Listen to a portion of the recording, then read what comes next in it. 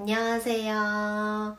아우테아 로라의 로라입니다. 오늘 제가 해볼 이야기는요, 저희 아이 어린이집에 대한 이야기예요. 한국과 어떻게 다른지를 조금 이야기해 볼 수 있는 것 같은데, 저는 사실 한국의 어린이집을 경험을 해본 적이 없거든요.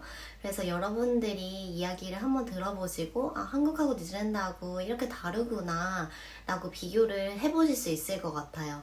10개월 정도에 이제 저희 아기가 뉴질랜드로 왔는데, 그때부터 지금까지 어린이집을 다니고 있어요. 저희 아기는 풀타임으로 다니고 있거든요.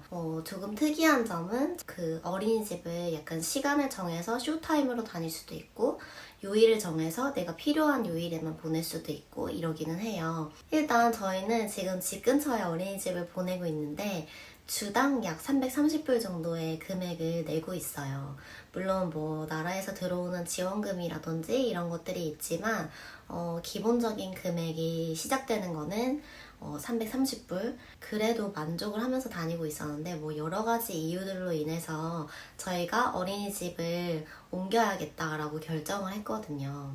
그래서 저희가 알아보면서 조금 저희들만의 기준이라는 게 생기더라고요. 저희가 처음에 뉴질랜드 들어왔을 때 그때 구할 때는 뉴질랜드 어린이집에 대해서도 잘 모르고 저희가 어린이집을 보내보지 않았기 때문에 어떤 점을 주의해야 되고 어떤 걸 생각해 봐야 되고 이런 것들을 잘 몰랐는데 지금은 저희가 거의 1년 가까이 지금 보내고 있는 거기 때문에 뭔가 저희들만의 기준이라는 게 생기더라고요. 저희가 생각하는 그런 어린이집을 고르는 기준의 첫 번째는 어린이집이라는 공간이 밝고 약간 들어갔을 때 쾌적하고 아이들이 놀 수 있는 아웃도어 공간이 얼마나 이렇게 다양한 활동들을 할 수 있을 만큼의 공간이 있는지가 중요하더라고요.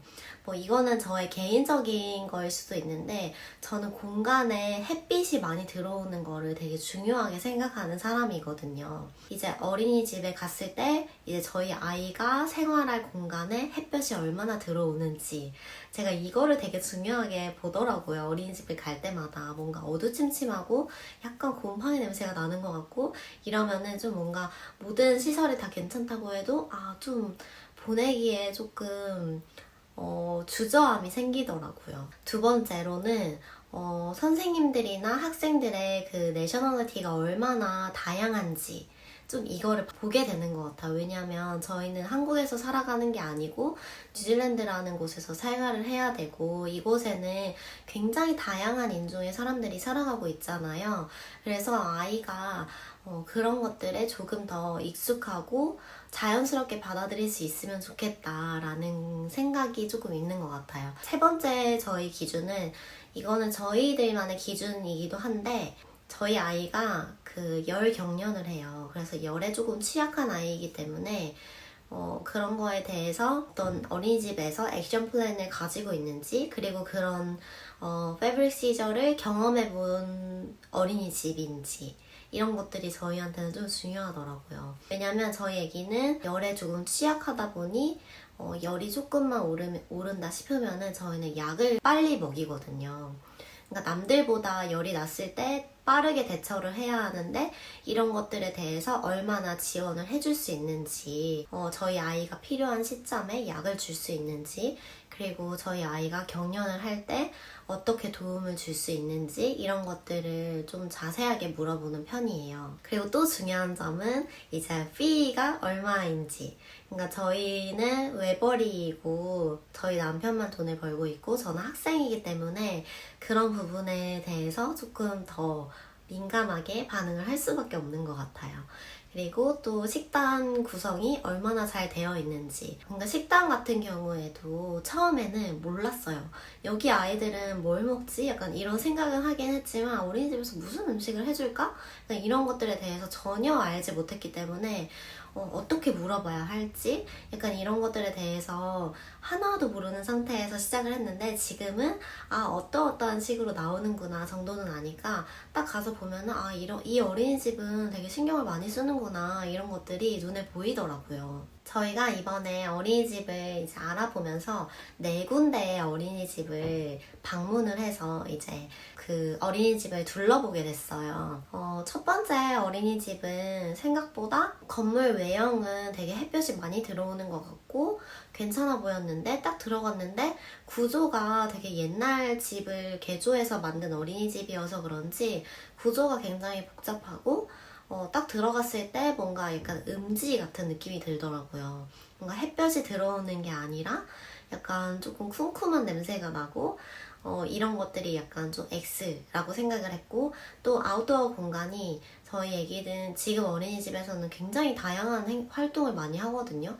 뭐 자전거도 타고 물놀이도 하고 벽에다가 글씨 낙서도 하고 그 어린이집 아웃도어 공간은 굉장히 조금 작더라고요. 그리고 뭔가 이렇게 뭔가를 타고 돌아다닐 수 있는 공간은 없어서 그런 점들도 조금 아이가 조금 답답할 수 있겠다라는 생각이 들더라고요. 그리고 가장 중요한 점은 저희 아이가 아플 때 약을 먹여줄 수 있을까요? 이렇게 저희가 질문을 했을 때 그 원장 선생님이 아이들은 약을 많이 먹으면 간에 좋지 않아서 안 먹는 게 좋지 않나요? 이렇게 저희한테 답변을 하는 거예요. 그리고 저희 아이가 패브릭 시저를 한다라고 얘기를 했을 때도 지금까지 뭔가 경험해보지 못했던 약간 그런 듯한 뉘앙스로 답변을 하셔서 여기는 조금 아니겠다라고 저희가 생각을 했고 그리고 fee도 저희가 지금 보내고 있는 어린이집보다 한 3, 40불 정도 비쌌어요. 그런 것들에 비해서 지금 어린이집보다 나을 게 없는 거예요. 그리고 또 중요한 점은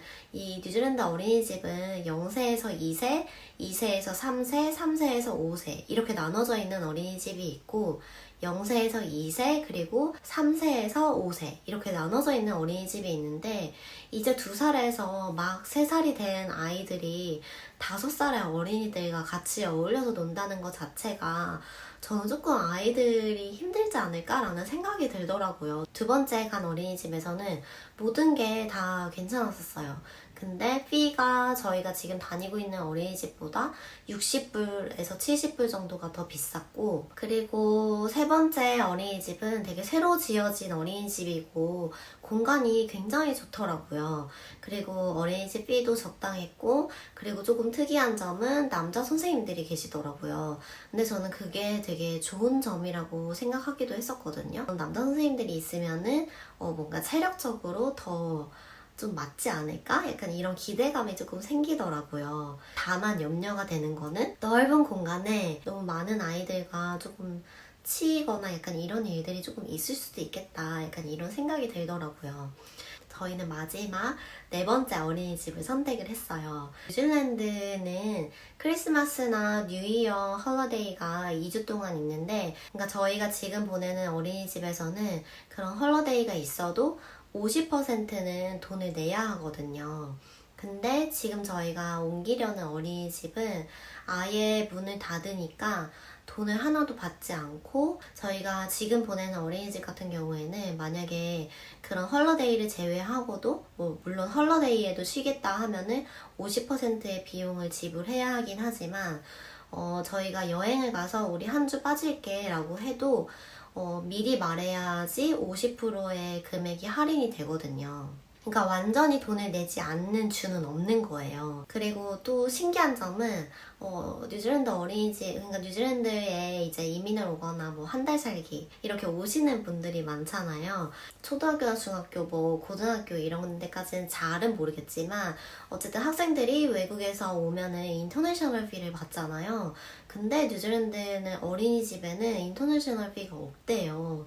그래서 뭐 한 달 살기나 몇 달 살기로 오시는 분들 같은 경우에 이렇게 뉴질랜드 어린이집에 아이들을 보내보면서 경험을 할 수 있는 좋은 기회가 되지 않을까 싶기도 하더라고요. 저희도 올 때에는 저희 아기가 한국 국적만 가지고 왔기 때문에 뉴질랜드 국적을 취득하기 전이었어서 인터내셔널 피를 받으면 어떡하지? 이렇게 고민을 많이 했었는데 전혀 상관이 없다고 하더라고요.